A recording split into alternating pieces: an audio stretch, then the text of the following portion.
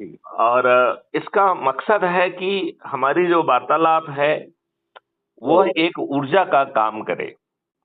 बराबर। यदि हमारा सोच और चिंतन अभी इमीडिएटली ग्राउंड पर फलीभूत नहीं भी होता है, तो हाँ, आगे चलकर वो ऊर्जा के फॉर्म में अपना हाँ, काम करे और हमें बराबर। महापरिवर्तित भारत, बच्चों को महापरिवर्तित भारत देने में सहायक हो, और फ्यूचर जनरेशंस को उसका फायदा हो जाए। फ्यूचर की जनरेशन को फायदा हो। तो क्राइम फ्री भारत मिशन ने हाँ, 21 लक्ष्यों को 21 ऑब्जेक्टिव के साथ 5 फंडामेंटल राइट देने का एक ऐसा सिस्टम बनाया है जिसमें हाँ, हाँ, भारत सरकार के ऊपर कोई व्यवहार नहीं आएगा बराबर। और भारत सरकार की आमदनी 20 गुना बढ़ जाएगी। और हाँ, हमने फिर उसमें शर्त रखी है कि जब आपकी आमदनी 20 गुना हो जाएगी तो बराबर। आपके लिए इंटरनल सिक्योरिटी, एक्सटर्नल सिक्योरिटी और इंफ्रास्ट्रक्चर डेवलपमेंट करने के लिए जो धन आवश्यक है वो पर्याप्त हाँ, रूप में उपलब्ध हो जाएगा। लिहाजा हाँ, 5 साल की अवधि में भारतवासियों को टैक्स रूप से मुक्त करना होगा। हाँ, हाँ, बराबर। दूसरा जो इसमें सिस्टम रखा उसमें ये रखा है कि हर भारतीय के 2 अकाउंट होंगे, हाँ, एक अर्निंग अकाउंट और दूसरा कॉस्ट सेटलिंग अकाउंट। तो जब अच्छा। आपको धन की आवश्यकता है और यदि हाँ, आपके अर्निंग अकाउंट में पैसा नहीं है, तो हाँ, ऑटो स्वैप से आपको पैसा मिल जाएगा, आपको कहीं कर्ज नहीं लेना होगा। हाँ, हाँ, और यदि आप जो है कमाने की स्थिति में नहीं है, तो सिस्टम जो है एक्सपर्ट्स को, जो कि फर्म्स होंगी, उनको बराबर। जो है वो आपके डिटेल्स को कन्वे कर देगा और वो आपसे आपका समय मांगकर आपसे चर्चा करेंगे कि आपकी अर्निंग कैपेबिलिटी कैसे बढ़ाई जाए। लिहाजा ये हर भारतीय को हाँ, फंडामेंटल राइट टू एम्प्लॉयमेंट दे रहा है। हाँ, हाँ, मतलब it is a such a wonderful concept जिसमें हाँ, कोई भी चीज फ्री में नहीं दी जाएगी और हाँ, हर चीज पे जो है आपके पास पैसा ना होने पर भी आपके डेबिट अकाउंट से भुगतान हो जाएगा और जब हाँ, आपकी कमाने की क्षमता बढ़ा दी जाएगी उस समय आसान किस्तों में पड़ जाएगा। लिहाजा हाँ, एक समृद्ध भारत पैदा हो सकेगा बराबर, बराबर, और जो प्रेजेंट डिस्टॉर्शन है वो खत्म हो सकेंगे। बराबर। तो इसमें क्राइम फ्री भारत में 5 सर्टेनिटी के साथ बात की गई है और हाँ, उसमें आपको न्याय देना जो है प्रक्रिया और सोच का हिस्सा है। हाँ, हाँ, वो कह रहा है कि जो ये वर्तमान डिवीजन है संघीय, बराबर। असंघीय और सिविल डिफेंस का, यह लोगों को न्याय से वंचित रख रहा है और प्रेजेंट जो कोर्ट की व्यवस्था है वो भी जो हाँ, है प्रक्रिया में उलझाकर आपको वर्षों बरस लग रहे हैं। कई बार तो आदमी जो है अपने युवा अवस्था में कोई केस लगाता है और उसे बराबर, अपने जीवन पर्यंत जो है न्याय नहीं मिल पाता है। तो बराबर। हमारा सिस्टम ये कह रहा है कि आपको 45 दिन में, जिसमें 15 दिन का इन्वेस्टिगेशन और 30 दिन का जो है ट्रायल सिस्टम बराबर, है, जिसमें वीडियो बेस्ड ट्रायल होगा और बराबर। जजेज की, वकीलों की, फॉरेंसिक एक्सपर्ट्स की, पुलिस की और किसी हाँ, की कोई कमी नहीं होगी क्योंकि हर कोई इम्पैनल्ड होगा और उसे रेवेन्यू स्ट्रीम मिलेगी। उसे वेतन नहीं मिलेगा, रेवेन्यू स्ट्रीम मिलेगी, लेकिन बैक एंड पे गारंटी होगी कि जो उसका वेतन बनता है उससे दुगनी रेवेन्यू स्ट्रीम उसको मुहैया कराई जाएगी। हाँ, और जितना पैसा बांटेंगे, हाँ, जो अपराधी होगा कन्विक्शन के समय उसको जो हाँ, अर्थदंड लगेगा वो total revenue distributed multiplied by 2। मतलब हम्म, जितना पैसा हम बांटेंगे उतना ही पैसा सरकार को मिल जाएगा। और हाँ, इस सिस्टम से सरकार को आज जो वो तमाम सोर्सेज से पैसा कमा पा रही है उसका 10 गुना पैसा उसके पास पहुंच जाएगा। बराबर। और झूठी गवाही देना, झूठा एफआईआर करना, ये बहुत बराबर, ही गंभीर अपराध होगा। आदमी बराबर। जेल में चढ़ जाएगा, उसकी संपत्ति कुर्क हो जाएगी। लिहाजा कोई बराबर, किसी के खिलाफ झूठी गवाही देने का या झूठा केस लगाने का सोच भी नहीं रख पाएगा। बहुत जरूरी है वो। बराबर। तो आपका क्या सोच है कि जो अभी 3 का नए कानून लाए गए हैं, उनका नाम बदल दिया गया है, दैट इज ओल्ड हाँ wine in the new bottle, और जो हाँ थोड़े बहुत चेंजेस किए गए हैं वो टेक्नोलॉजी और बाकी जो ऐसे नए एविडेंस हुए हैं उनको अकोमोडेट करने वाले चेंजेस तो हुए हैं, लेकिन हाँ, कानून की डिजिटल आत्मा नहीं बदली है। इस बात से आप कहाँ बराबर तक है। सहमत हैं? नहीं, एक्चुअली वो बहुत अच्छा अपॉर्चुनिटी, मुझे ऐसा लगता है कि गवर्नमेंट को अच्छी अपॉर्चुनिटी थी कि काफ़ी सब पूरा सिस्टम चेंज करने के लिए, लेकिन आप जैसा बोलते खास विशेष चेंजेस नहीं हुए, कुछ नॉमेनक्लेचर चेंज हो गए, कंटेंट वही है, एक्सेप्ट वो डिजिटलाइजेशन बोलो, वीडियो बोलो, वो छोड़ के बाकी खास चेंजेस नहीं है, और नाम का चेंज है। तो ये अच्छी अपॉर्चुनिटी थी पूरा टोटल सिस्टम चेंज करने के लिए, लेकिन नहीं किया अभी, तो अभी वो it is up to the parliament नहीं किया। नहीं, लेकिन पार्लियामेंट तो है, पार्लियामेंट में बैठ कौन रहे हैं?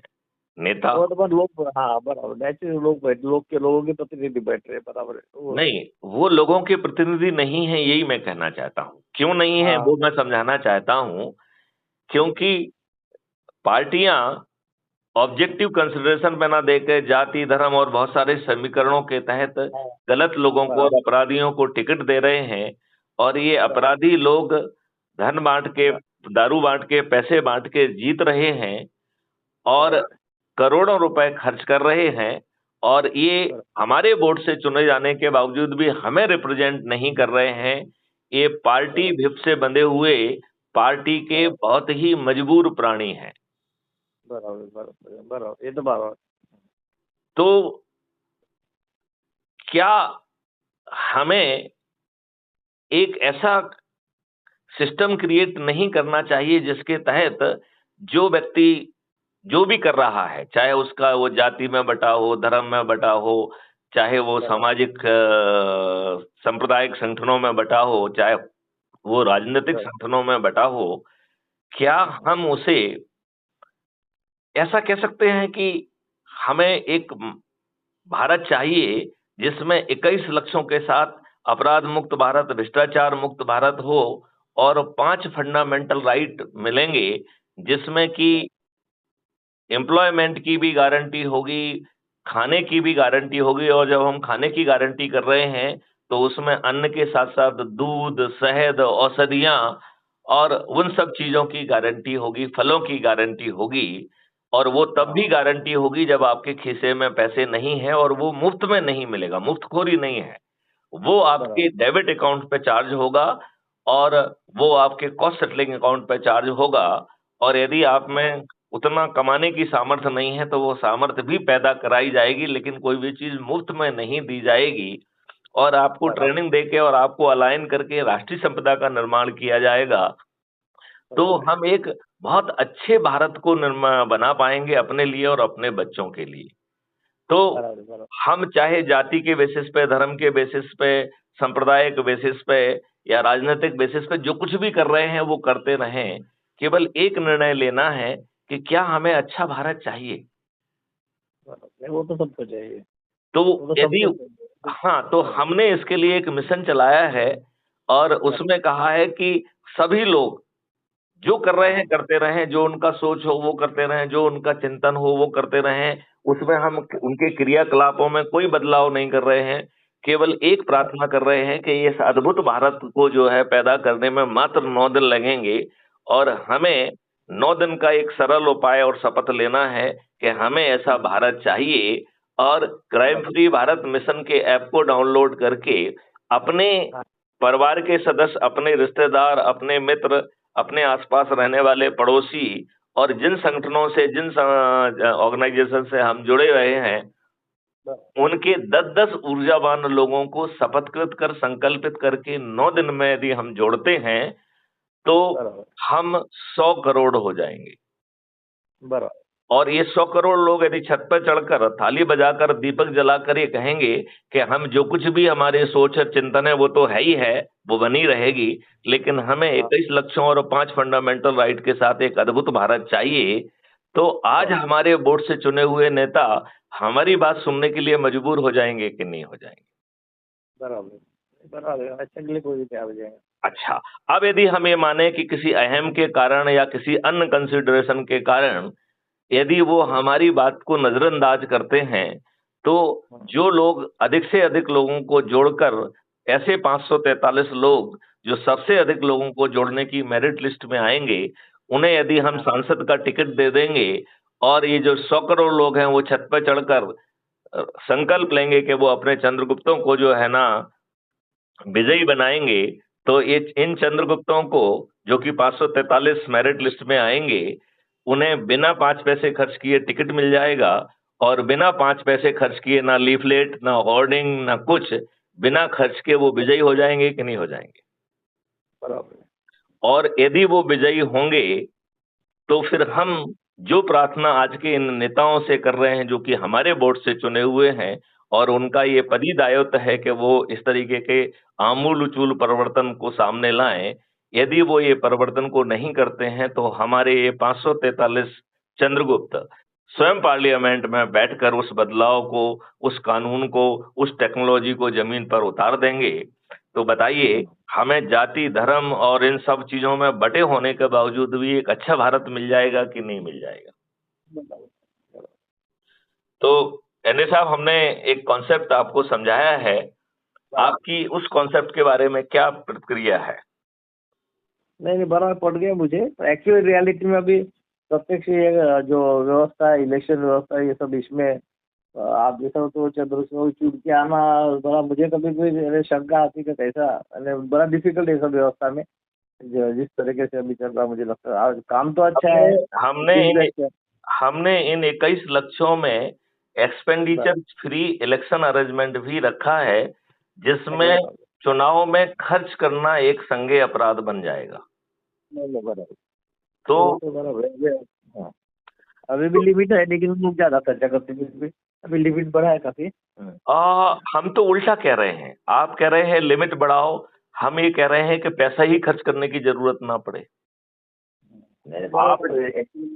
ये जो है बेसिकली चुनाव की व्यवस्था में जो है वो ऐप बेस्ड होगी, तो ना तो हमें पुलिस को लगाना पड़ेगा, ना प्रशासन को लगाना पड़ेगा, ना कोई बंदिश करना पड़ेगी, और जो लोग जो है खड़े होंगे उनको अपना डिजिटल वीडियो बनाना होगा और उस वीडियो के आधार पर फिर उनको क्रॉस एग्जामिन किया जाएगा, उनकी उनकी वो होगी, और वो सब चीजें जो है वोटर तक पहुंचाई जाएंगी, और वोटर को जो है एक इन्फॉर्म्ड वोटर बनाकर जब वोटिंग होगी तो चुनाव खर्च भी जीरो होगा, इन्फॉर्म्ड वोटिंग भी होगी, और 100% वोटिंग होगी, क्योंकि जो वोट नहीं देगा उसने अपने कॉन्स्टिट्यूशनल ऑब्लिगेशन को पूरा नहीं किया है, तो अगले चुनाव के लिए तक उसके हर चीज में 10% का जो है ना एक्स्ट्रा चार्ज होगा। तो वो यदि उसका बच्चा स्कूल में पढ़ने जाएगा तो उसे 10% फीस ज्यादा लगेगी, यदि उसके बच्चे का इलाज चल रहा है या उसका खुद का इलाज चल रहा है तो हॉस्पिटल में उसे 10% ज्यादा भुगतान करना पड़ेगा। बस में, ट्रेन में, सब जगह उसको 10% चार्ज ज्यादा लगेगा। तो यदि एक चुनाव में वो वोट नहीं भी देता है तो उसको पूरे अगले चुनाव तक बुरे बुरे सपने आएंगे, और वो 45 दिन तक वोट देने की विंडो रहेगी, लेकिन वो 24 घंटे से 48 घंटे में ही अपना वोट दे देगा। ये बात आप मानते हैं कि नहीं? तो आप मुझे वो भेज दीजिएगा पूरा, वो ईमेल के ऊपर पूरा आप कहिए वाचर वगैरह। मैं जो है एक तो जो है ना crime free Bharat YouTube channel है हमारी, तो मैं उसकी लिंक या पुराना एक आध जो वीडियो भी है उसको भेजता हूं, तो उससे आप चैनल को सब्सक्राइब कर लीजिए।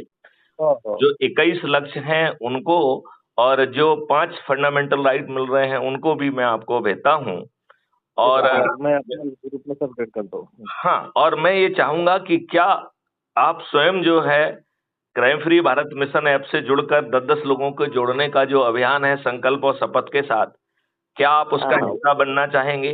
क्या क्या जिन संस्थाओं से आप जुड़े हुए हैं वहां पर जो है मुझे बुला के या इंटरेक्शन करके वो एक प्लेटफॉर्म बन सकता है लोगों को जोड़ने का? नहीं, मैं अभी हमारे ग्रुप में सर्कुलेट करता हूँ, डिस्कस करता हूँ जी, आपसे कनेक्ट करता हूँ। ठीक है। तो एंडे जी, आप अपने साथियों को, देश की जनता को क्या संदेश देना चाहते हैं? मैं देश की जनता को ये संदेश देना चाहूंगा कि ये मिशन मैथिली शरण साहब ने जो मिशन चालू किया बहुत अच्छा मिशन है, आप अच्छा कर सकते हैं, और काफ़ी ज़्यादा से ज़्यादा लोगों ने ये मिशन के साथ जुड़ना चाहिए, और समृद्ध भारत को करने के लिए ये मिशन के अनुसार, उद्देश्य के अनुसार अपना प्रयास करना चाहिए। अशोक अंडे जी, बहुत बहुत धन्यवाद आपको। हम जुड़े रहेंगे और हम आशा करते हैं कि आप इस मिशन को आगे बढ़ाने में अपनी भूमिका निभाएंगे, और जब भी कभी आप अपने उसमें हमको बुलाएंगे तो हम आपके बीच में भी उपस्थित होंगे।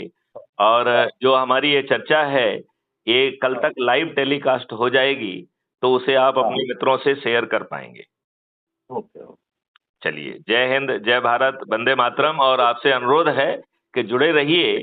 हम अपने बच्चों को एक अच्छा भारत जरूर देने में जो है, जाति, धर्म और बाकी चीजों से ऊपर उठते हुए एक समृद्ध भारत बनाने के में अपनी भूमिका निभा सकते हैं। उसे निभाने में मुझे लगता है कि हम सबको आगे आना चाहिए। चलिए, जय हिंद, जय भारत, वंदे मातरम, जय जय भारत, जय गुरुदेव, जय गुरु।